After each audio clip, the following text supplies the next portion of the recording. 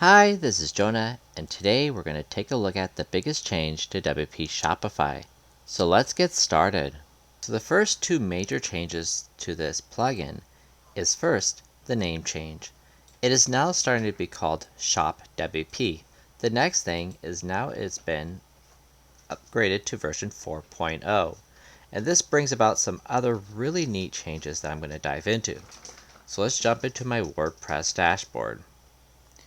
So with the new plugin, it connects to Shopify very different than previously.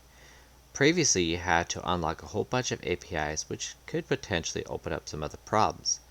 Now, you would just click this Begin the Connect process to get started.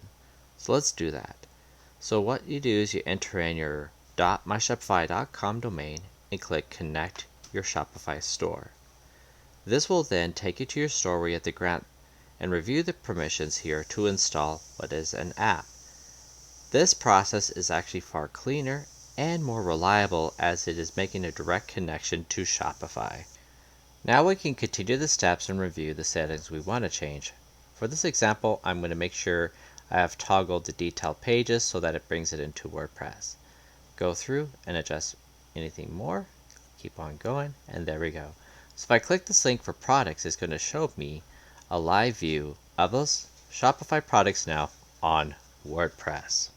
Another thing introduced is the Recharge subscription extension, which is great for adding subscriptions to your WordPress as well. I hope you like this quick look at Shop WP 4.0.